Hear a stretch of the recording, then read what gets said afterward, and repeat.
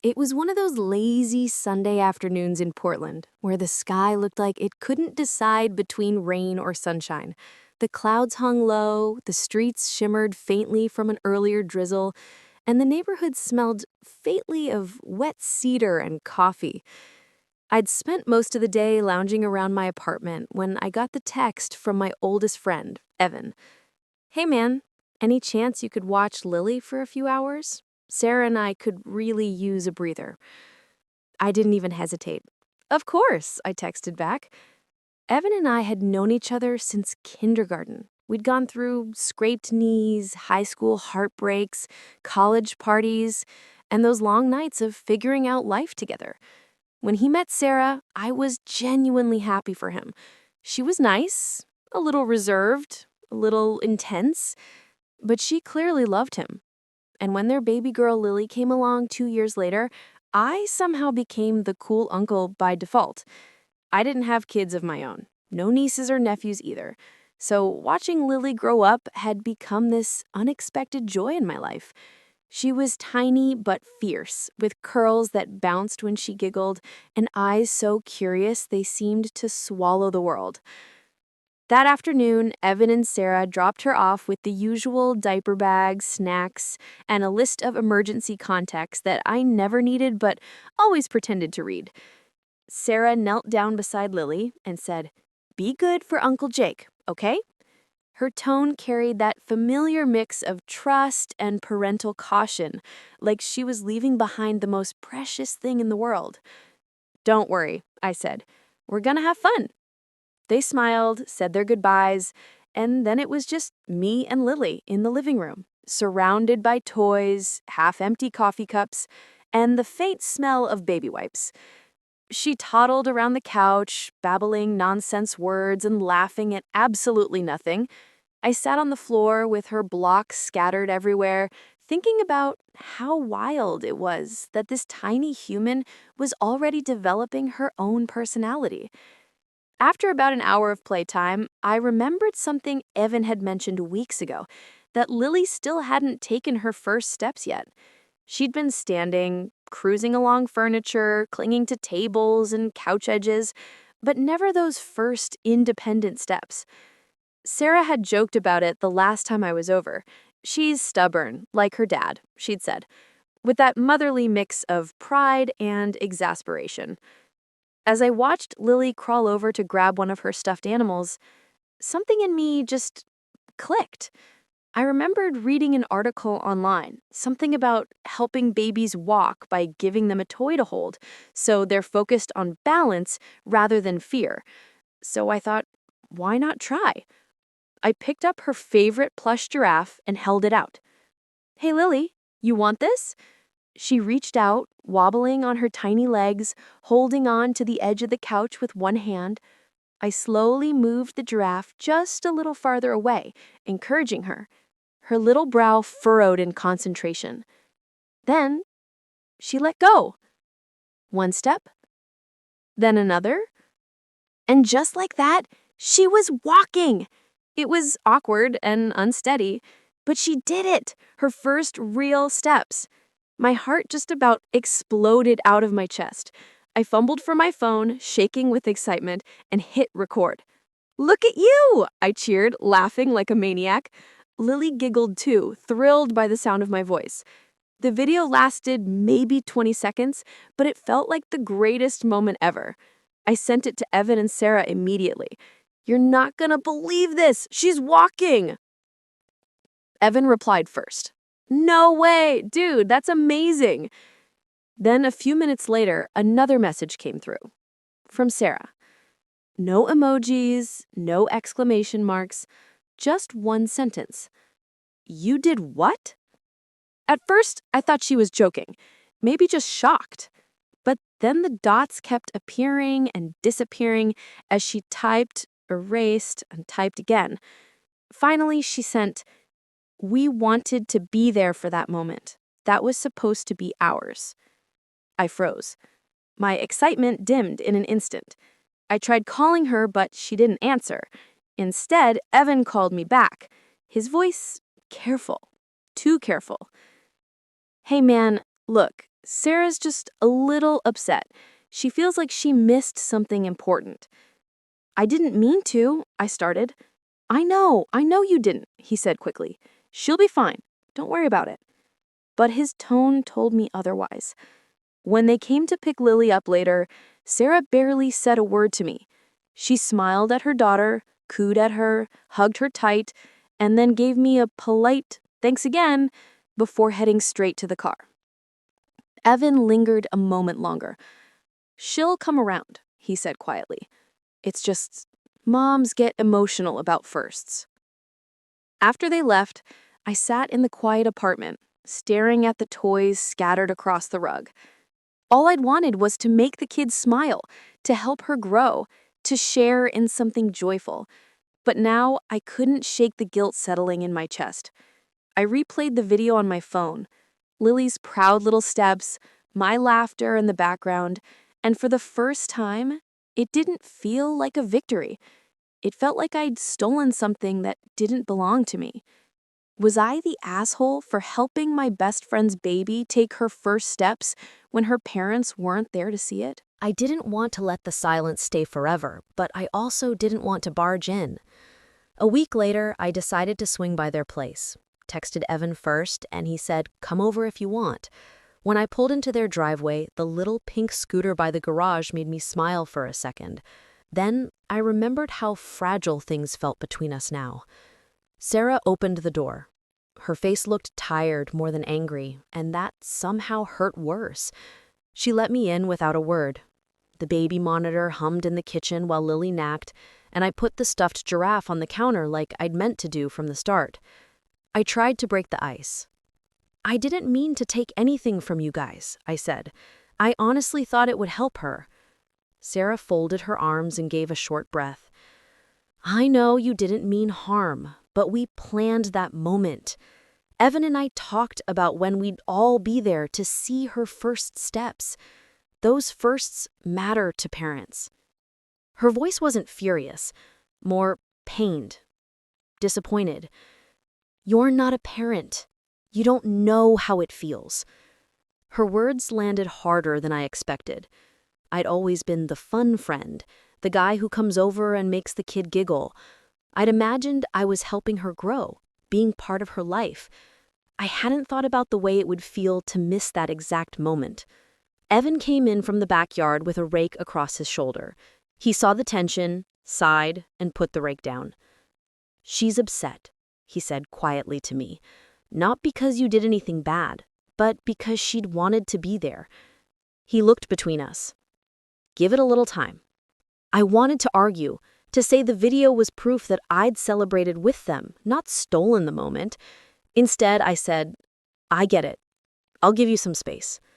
I left feeling small, like someone who'd stepped on a floorboard that creaks in a house that used to be all ours. Days passed and the messages got polite but distant. I'd send a meme, Evan would react with a thumbs up. I stopped dropping by unannounced. The baby's milestones started popping up on Instagram, first tooth, first word, walking between their hands with the caption we'd planned for months. We were there. Each post felt like a gentle reminder I'd been on the outside of. Then one Saturday in late summer, Evan called and asked if I could come to a backyard barbecue. "Time to shake things off," he said. "We don't want the kid thinking grown-ups are weird about nothing." I hesitated, but I missed them. I went. The backyard looked like the place we used to take for granted. Grill smoking, kids running with water guns, neighbors laughing. Lily toddled toward me with a plastic cup and a crazy grin. When she saw me, she reached up without hesitation.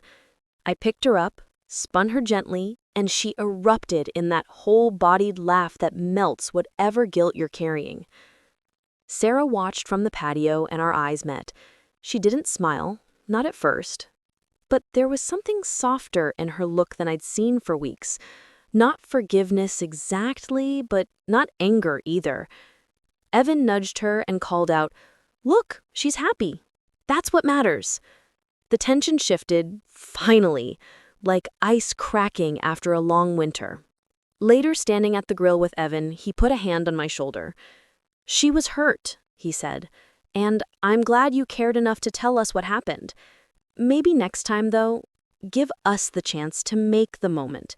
But don't think you're out of Lily's life. You're part of it. That felt right. It wasn't an excuse for what I'd done, but it was a bridge. I'd messed up, but we could still be family of choice. We could still laugh at each other and hand off the baby at 2 a.m. when the parents needed a break. That evening, as I walked home under a sky bruised by sundown, the guilt loosened its grip a little.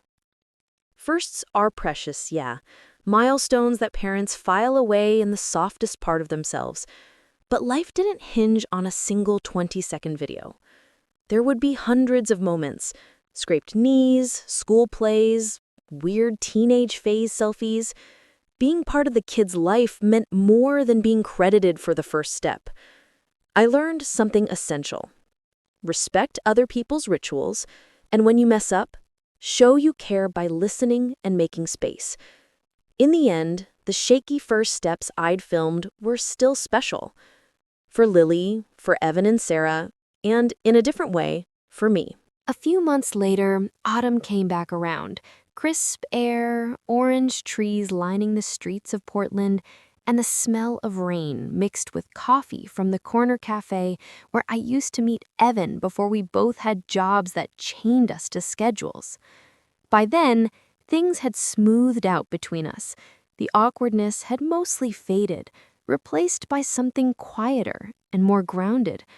I'd stopped overanalyzing every text or glance from Sarah. Still, part of me always remembered the night she'd said, "You're not a parent. You don't know how it feels." Because she was right. I didn't. It took time and distance to realize that what I'd seen as a sweet, harmless success was for her a small heartbreak. She had wanted to be the one kneeling a few feet away, arms open, heart pounding as her little girl stumbled forward. I'd only meant to help, but I'd taken away that chance.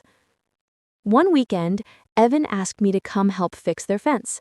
"It's half fallen over," he said, "and I know you've still got that drill you never returned to people." When I showed up, Lily was outside playing in the yard. She was walking perfectly now, actually running, dragging a red wagon full of stuffed animals. She saw me and came barreling across the grass, yelling, "Ben, Ben," in that proud little toddler voice that melts you before you can even wave. She slammed into my legs, laughing. I scooped her up. She'd grown taller, heavier, her hair longer, her smile bigger. Sarah came outside with lemonade. She didn't say much, but she offered me a glass. That small gesture, just her handing me the drink, without tension or forced politeness, said more than any apology or argument could. We spent the afternoon hammering nails and chatting about mundane stuff: daycare prices, Evan's work stress, the weather being Oregon weird again. The simplicity of it felt good. No eggshells, no guilt, just life moving on.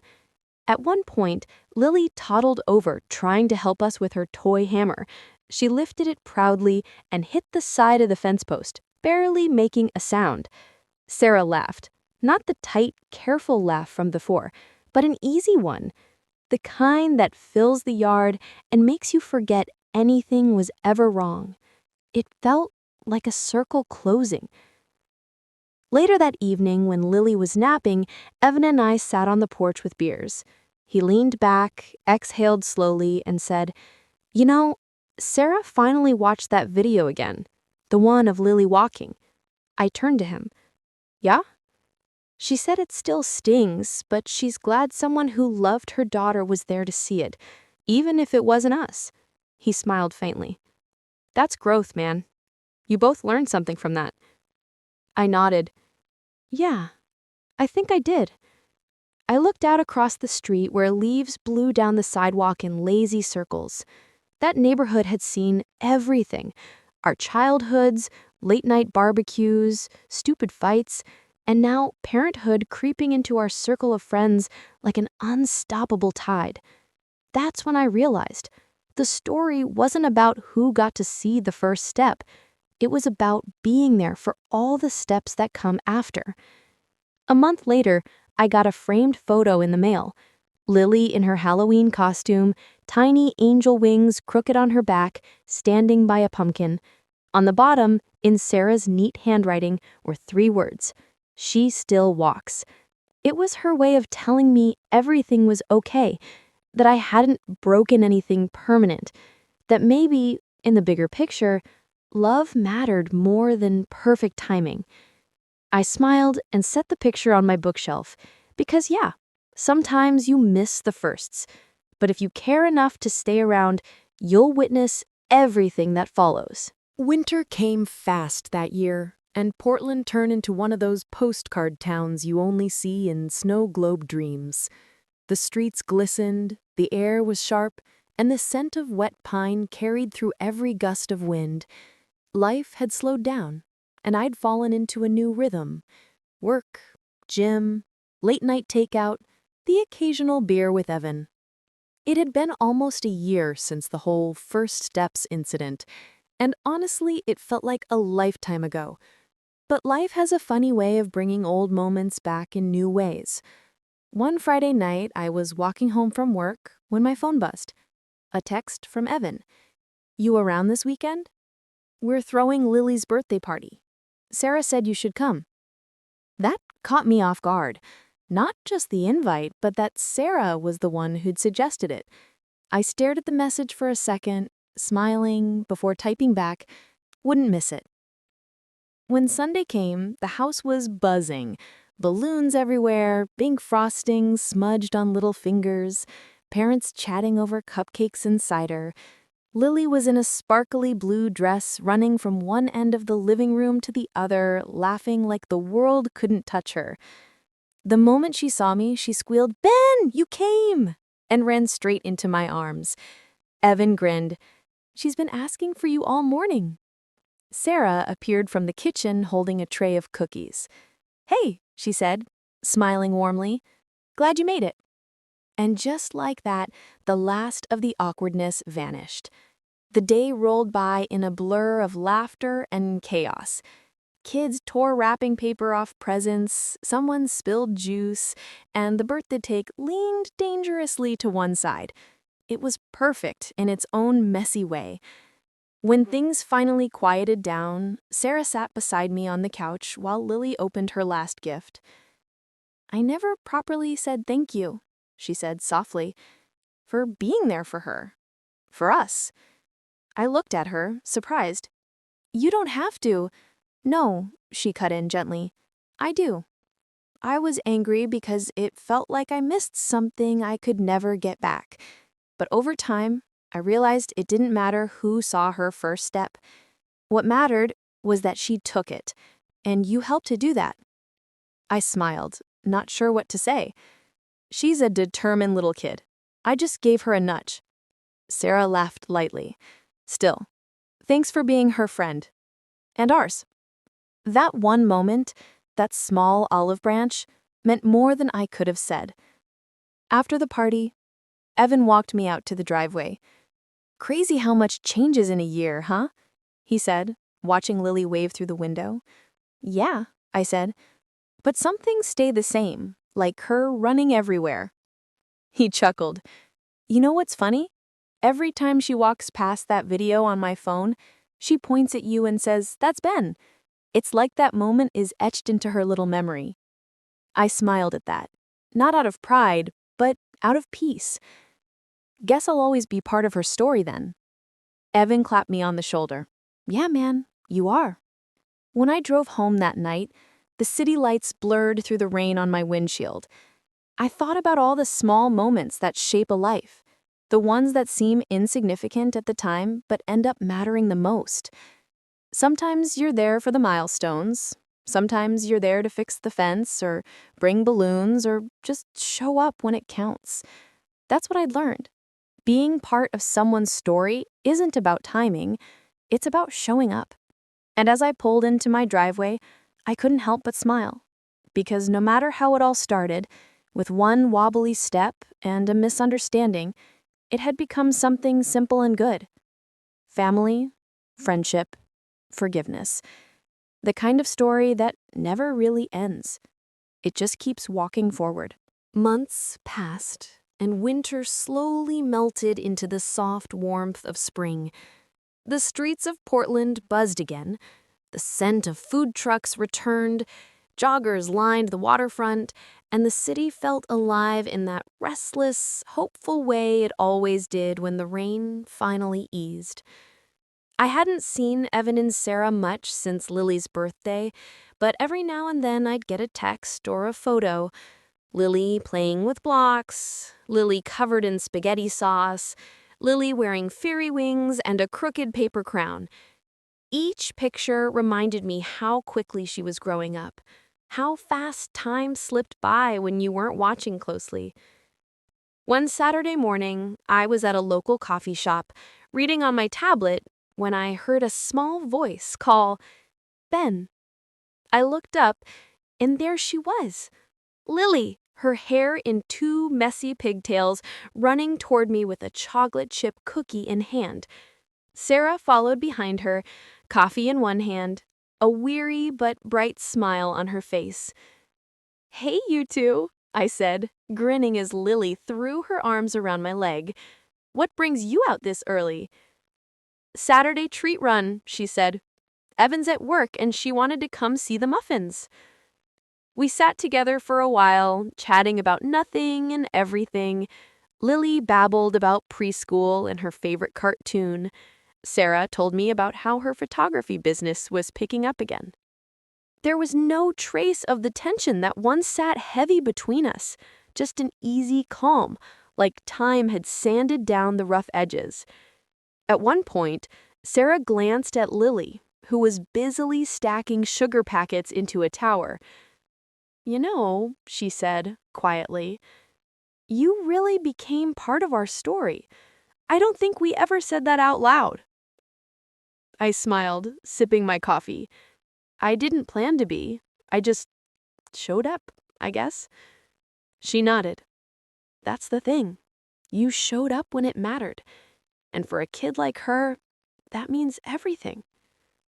Lily looked up then, her tower wobbling dangerously. "Mommy, look," she said proudly. "It's standing." Sarah reached out just in time to catch the top before it fell, and we both laughed. I watched them, mother and daughter, lights spilling across their faces from the window, and I felt something shift inside me. A quiet realization that some moments in life aren't meant to be claimed or owned, they're just meant to be shared. When they got up to leave, Sarah hugged me, something she'd never done before. "We're having a picnic next weekend," she said. "You should come. Evan would love to see you." I hesitated, but Lily tugged my sleeve. "Please, Ben, you gotta come. You can bring chips." I laughed. How could I say no to that? That next weekend, I showed up at the park with a bag of chips and an old blanket. The air smelled like grass and sunscreen. Kids were running everywhere, laughter bouncing off the trees. Evan waved from the grill, spatula in hand, and Sarah was laying out sandwiches. Lily spotted me and came sprinting over, her little sneakers pounding against the dirt. She wrapped her arms around me again and said, "Ben, guess what? I can hop on one foot now." "Really?" I said, pretending to be amazed. "Let me see." She hopped, wobbly but determined, and when she landed, she burst into giggles. "That's awesome," I said. "You've got some serious balance, kid." Sarah smiled from where she stood. "You were there for her first steps," she said softly. "Now, you're here for her first hops. Guess it's tradition."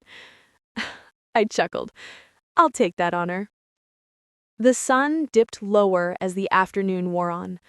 Music played softly from someone's phone. The smell of barbecue lingered in the air. It felt like one of those moments you don't realize is special until years later, the kind that sticks to your memory like a photograph.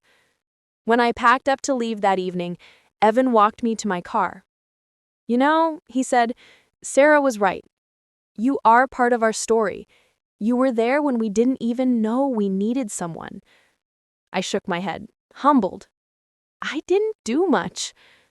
He smiled. You were there. That's more than most people can say. When I drove home that night, I rolled down the window and let the spring air wash through. The streets glowed gold in the sunset. I thought about Lily. About how one impulsive afternoon with a toddler and a toy had spiraled into something that taught me more about love, timing, and forgiveness than I ever expected. Life doesn't always give you perfect moments. Sometimes it gives you messy ones, misunderstood ones, the kind that start with guilt and end in gratitude. And maybe that's the point. Because when it comes to family, the kind you're born with, or the kind you stumble into, the moments that matter most aren't the ones you plan. They're the ones that happen when you least expect them and stay with you long after the camera stops rolling. As the evening settled into a quiet glow, I stood by my car watching Evan and Sarah pack up their things, Lily twirling barefoot in the grass, her laughter carrying on the soft breeze. Something about that moment, the smell of charcoal, the golden light, the sound of a little girl who had no idea how much she'd taught us all, felt final, but in a peaceful way. For months, I'd wondered if I had crossed a line, if helping a toddler take her first steps had somehow stolen something sacred. But now, looking at them, I understood. Love doesn't belong to just one person or one moment. It stretches, bends, and finds room for everyone who shows up with a good heart. Sarah waved as they loaded up the car, and this time her smile reached her eyes. Thanks for coming, Ben. You'll always be part of her story. I smiled back, and she'll always be part of mine. The park grew quieter as they drove away. Fireflies began to blink in the dusk, tiny lights against the fading sky. I took a deep breath, letting the peace of it all sink in. Maybe I wasn't there to witness my own child's first steps. Life hadn't gone that way for me, but being part of her journey, even in the smallest way, reminded me that some milestones aren't meant to belong to us alone. Sometimes they're meant to be shared, passed forward like a gift you didn't realize you were holding. As I turned to leave, I looked once more at the empty playground and whispered to myself, not out of regret, but gratitude.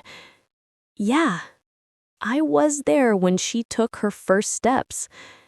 And for the first time, that felt like something beautiful, not something to apologize for.